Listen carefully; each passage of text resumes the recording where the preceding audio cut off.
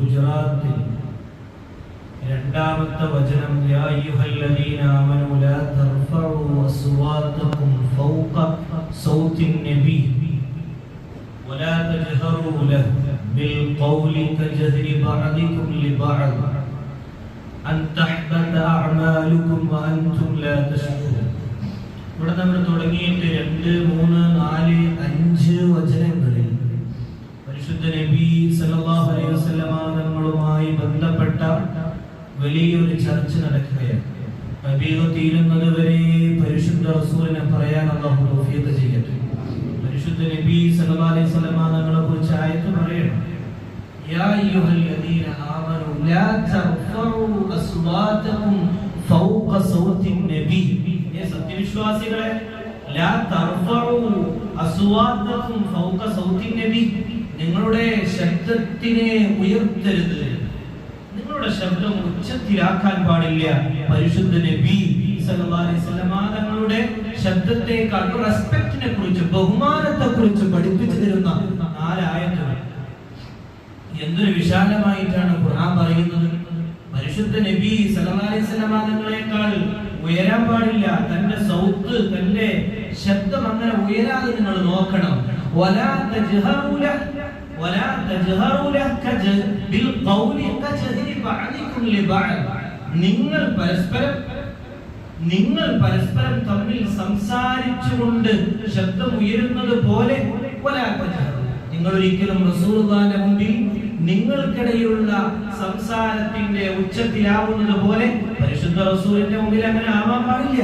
ഒരു ബഹുമാനം ചെയ്തുകൊണ്ട്, റെസ്പെക്ട് ചെയ്തുകൊണ്ട് പരിശുദ്ധ നബി അങ്ങനെയാണ് സല്ലല്ലാഹു അലൈഹി വസല്ലം. അത് പരിശുദ്ധ നബിയോട് മാത്രമല്ല, പരിശുദ്ധ നബി സല്ലല്ലാഹു അലൈഹി വസല്ലം നമ്മളെ സദസ്സിനെ ബഹുമാനിക്കണം, റസൂലുള്ളാഹിന്റെ തിരുസുന്നത്തിനെ ബഹുമാനിക്കണം. അങ്ങനെ തുടങ്ങി എല്ലാ കാര്യങ്ങളെയും, പരിശുദ്ധ റസൂലുമായി ബന്ധപ്പെട്ട എല്ലാ വിഷയങ്ങളെയും ആ രൂപത്തിൽ ബഹുമാനിക്കണമെന്ന് പഠിപ്പിച്ചു തരികയാണ്. അങ്ങനെ ഒരാൾ ചെയ്തില്ലെങ്കിൽ നിഷ്ഫലമായി പോകുന്നതാണ്.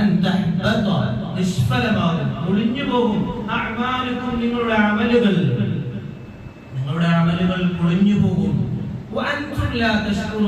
നിങ്ങൾ പോലും നിങ്ങളുടെ അമലുകൾ പൊളിഞ്ഞു പോകുന്നത് അറിയാത്ത രൂപത്തിൽ നിങ്ങളുടെ അമലുകൾ പൊളിഞ്ഞു പോകുന്നതാണ്.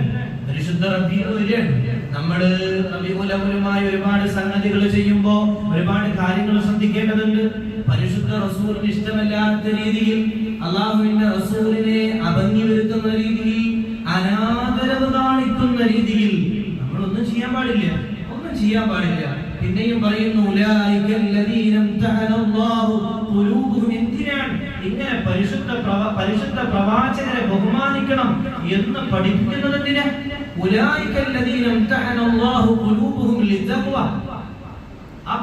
മൂന്നാമത്തെ ഗുജറാത്തിലെ ആയത്ത് എങ്ങനെയാണ്? നിങ്ങളുടെ കൽബുകളിൽ തഖ്വയുണ്ടാവാൻ വേണ്ടി പരിശുദ്ധ റസൂലിനെ ബഹുമാനിക്കണമെന്ന് പഠിപ്പിച്ചു പരിശുദ്ധ ഖുർആൻ. ഒരാൾക്ക് തഖ്വയുണ്ടാവാൻ അയാൾ പരിശുദ്ധ പ്രവാചകരെ ബഹുമാനിക്കട്ടെ. ലഹും മഗ്ഫിറത്തുൻ വഅജ്റുൻ അദീം. നിങ്ങൾ അങ്ങനെ ഇതിന്റെ തഫ്സീറുകളിൽ കാണാൻ കഴിയുന്നതാണ്. റൂഹുൽ ബയാനിലൊക്കെ എന്താണ്, എങ്ങനെയാണ് തഖ്വ? ومن يعظم شعائر الله فإنها من تقوى القلوب. ഈ തഖ്വ എന്നത് പരിശുദ്ധ റസൂലിനെ മാത്രം ബഹുമാനിക്കുമ്പോഴല്ല, ഇതിനെ സൂറത്തുൽ ഹജ്ജിലെ 32ാമത്തെ ആയത്ത് പറഞ്ഞുകൊണ്ട് ഈ ആയത്തിനെ വിശദീകരിക്കുന്നുണ്ട് മഹാന്മാർ. ومن يعظم شعائر الله, വലിയ ഖേദം. ومن يعظم شعائر الله فإنها من تقوى القلوب. അങ്ങനെ തഖ്വ ഉണ്ടാവുന്ന അല്ലാഹുവിന്റെ ശിആറുകൾ, അല്ലാഹുവിന്റെ പള്ളിയെ, അല്ലാഹുവിന്റെ മറ്റുള്ള ശിആറുകൾ, അതെന്തുമാവാം. മുതിർന്നവരെ, മാതാപിതാക്കളെ, ഉസ്താദുമാരെ, എന്ന് പറഞ്ഞിട്ട് അതിനെ ഐയിട്ട് വിശദീകരിക്കുന്നവരെ കാണാൻ കഴിയും. അൽ ഫുഖഹ വൽ ഉമറ, അത് ഫുഖഹാക്കളാണ്. കാരണം എന്താ?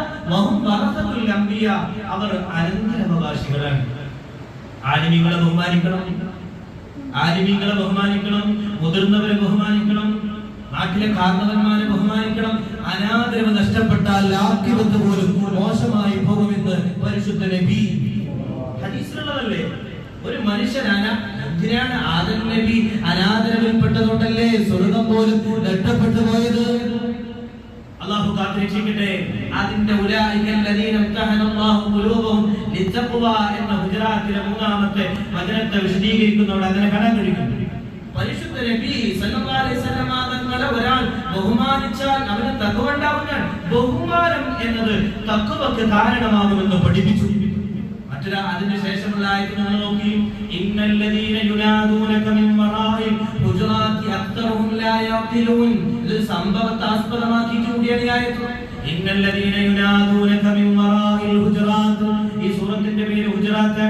ഹുജറാത്ത് എന്ന് പറഞ്ഞാൽ അതിന്റെ ഭാഷാർത്ഥം അറകൾ എന്നാണ്. അവിടെ ഉദ്ദേശിക്കുന്നത് വീട്. പരിശുദ്ധ നബി സല്ലല്ലാഹു അലൈഹി വസല്ലമ തങ്ങളെ വീട്ടിന്റെ മുമ്പിൽ കുറച്ച് ആളുകൾ വന്നുകൊണ്ട് പരിശുദ്ധ റസൂലിനെ വിളിക്കുകയാണ്, മുഹമ്മദേ ഒന്നിറങ്ങി വാ, ഞങ്ങൾക്ക് ഇസ്ലാം സ്വീകരിക്കണമെന്ന്. ഇസ്ലാം സ്വീകരിക്കണമെന്ന് പറഞ്ഞുകൊണ്ട് നബി വന്നത് എന്തിനാണ്? ഇസ്ലാം പ്രബോധനം നടത്താനാണ്. ഇസ്ലാം സ്വീകരിക്കാൻ വേണ്ടി വന്ന ആളുകൾ മുഹമ്മദിൽ മുസ്തഫാനെ വിളിച്ചു സല്ലല്ലാഹു അലൈഹി വസല്ലം. മുഹമ്മദ് എന്ന് പറഞ്ഞപ്പോ ഖുർആൻ പറയാൻ, ഇന്നൽ ലദീന യുനാദൂനക മിൻ വറാഇൽ ഹുജറാത്ത് അക്തറുഹും ലാ യഖിലൂൻ. അങ്ങനെ അല്ലാഹുവിന്റെ റസൂലിന്റെ വീട്ടിൽ പോയി ശബ്ദമുയർത്തി പരിശുദ്ധ റസൂലിനെ കാത്തു നിൽക്കാൻ പോലും ക്ഷമ കാണിക്കാതെ അദബുകളോടെ വിളിച്ച അതവില്ലാതെ അനാദരവ് കാണിച്ച് വിളിച്ചവർ അക്തറുഹും ലാ യഖിലൂൻ. ആ കൂട്ടത്തിൽ അധികരിച്ച ആളുകൾ അഖലില്ലാത്തവരാണ്, ബുദ്ധിയില്ലാത്തവരാണ്, ചിന്തിക്കാത്തവരാണ്, മനസ്സിലാവാത്തവരാണ്. പരിശുദ്ധ ഖുർആൻ അങ്ങനെ തന്നെ പറഞ്ഞു. അധികരിച്ച ആളുകൾ എന്നാ പറഞ്ഞു. കുറച്ചാളുകൾ അവിടെ നല്ലതുണ്ടാവും, എല്ലാവരുടെയും എങ്ങനെയാണ്? കുറച്ചാളുകളൊക്കെ റെസ്പെക്ട് കൊടുക്കും, കുറച്ചാളുകളൊക്കെ ബഹുമാനിക്കേണ്ടവരെ ബഹുമാനിക്കും, കുറച്ചാളുകളൊക്കെ സ്ഥാനമാനങ്ങളെ ആ രൂപത്തിൽ തന്നെ ബഹുമാനിക്കും. എല്ലാവരിൽ നിന്നും അത് ലഭിച്ചിട്ടില്ല, അന്നും ഇന്നും. അല്ലാഹു കാത്തു രക്ഷിക്കട്ടെ. അക്തറുഹും ലാ യഖിലൂൻ. ആ ഒരു സംഭവത്തെ ആസ്പദമാക്കിയാണ് ഈ രണ്ടായത്തുകൾ ഇറങ്ങുന്നത്. അക്തറുഹും ലാ യഖിലൂൻ, അഖലില്ല. ولو أنهم صبروا حتى تخرج إليهم لكان خيرا لهم والله غفور رحيم. الله توفيق ചെയ്യട്ടെ. ولو أنهم صبروا, ആ ആളുകൾ ആ പരിശുദ്ധ റസൂലിനെ വീട്ടിന്റെ മുമ്പിൽ വന്ന് ഒച്ചത്തിൽ വിളിച്ച ആ ആളുകൾ ولو أنهم صبروا, അവരൊന്ന് ക്ഷമിച്ചിരുന്നെങ്കിൽ ഹത്താ തഖ്റുജ ഇലൈഹിം, അവരിലേക്ക് പരിശുദ്ധ നബി സല്ലല്ലാഹു അലൈഹി വസല്ലം തങ്ങൾ ആ വീടിന്റെ ഉള്ളിൽ നിന്ന് പുറത്തേക്ക് അവരുടെ വിളിയാളം കേട്ട് വരുന്നത് വരെ, അവർ വന്നറിഞ്ഞു വരുന്നത് വരെ ഒന്ന് ക്ഷമിച്ചിരുന്നെങ്കിൽ വലൗ അന്നഹും സബറു ഹത്താ തഖ്റുജ ഇലൈഹിം, അങ്ങനെ ചെയ്തിരുന്നെങ്കിൽ ലകാന ഖൈറൻ ലഹും, എത്രമേൽ വലിയ ഖൈറായി, എത്രമേൽ വലിയ ഖൈറാണ് അവർക്കുണ്ടാവുക.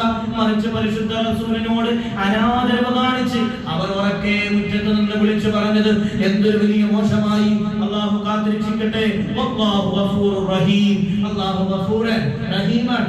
എല്ലാവരുടെയും അല്ലാഹു ഗഫൂറാണ് റഹീമാണെന്ന് പറഞ്ഞാൽ അതിന് ഒരുപാട് അർത്ഥങ്ങളുണ്ട്. എല്ലാവരും അങ്ങനെ പറയുമ്പോ അതിന് പല വിശദീകരണങ്ങളുമുണ്ട്. ഇവിടെ അല്ലാഹു ഗഫൂറുർ റഹീം എന്ന് പറഞ്ഞാൽ അവരെ അല്ലാഹു കാത്തുരക്ഷിക്കട്ടെ എന്നും മഖ്സൂദുണ്ട് എന്നാണ്.